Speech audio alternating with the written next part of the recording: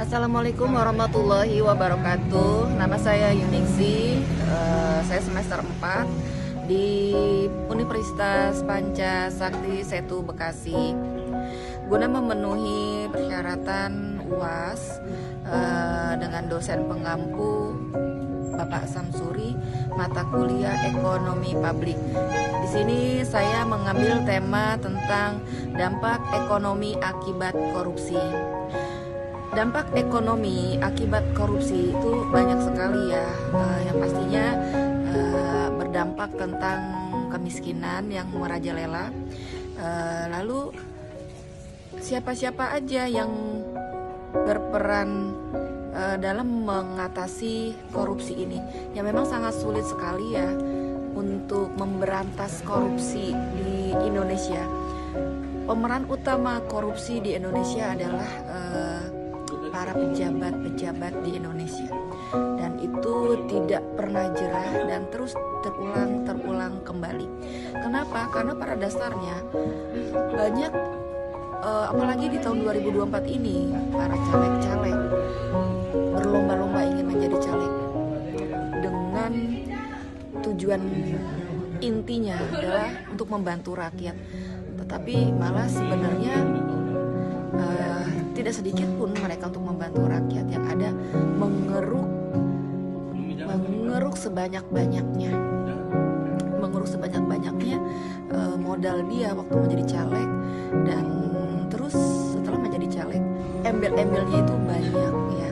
Jadi sangat disayangkan sekali kalau dari gajinya sebesar itu terus dia nikmatin sendiri dengan orang-orang yang terdekat dengan dia, terus tentang masalah rakyat ya itu nol besar ya.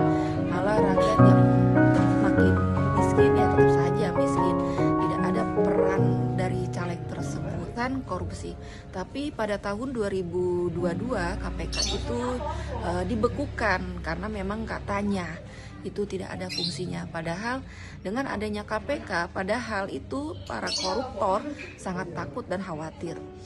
Dan tidak jerah juga banyak bupati, gubernur, wali kota ya yang ikut-ikutan korupsi gitu, karena ya di atasnya juga sudah seperti itu gitu. Jadi kayak semacam lingkaran setan korupsi di Indonesia. Warga negara asing ya, mungkin karena SDM-nya yang kurang atau memang ada juga yang rakus ya. Jadi hanya itu aja yang saya sampaikan dari dampak ekonomi berdampak.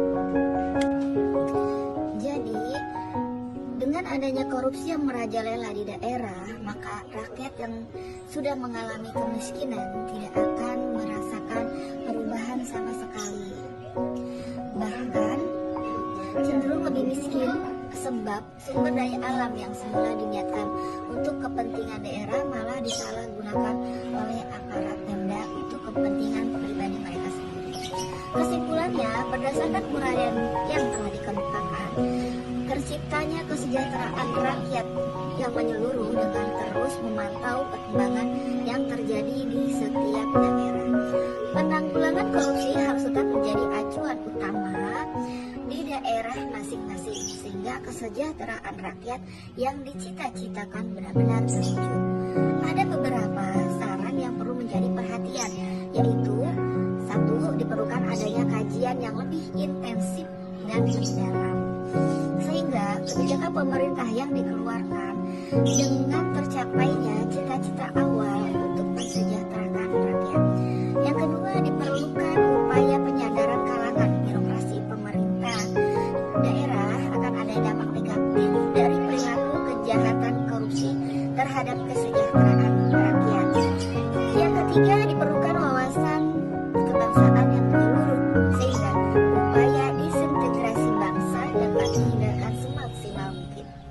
Makin banyak koruptor di Indonesia yang tidak akan pernah jerah untuk berbuat kejahatan. Mungkin itu aja dari saya, kurang lebihnya mohon maaf. Saya akhiri, wassalamualaikum warahmatullahi wabarakatuh.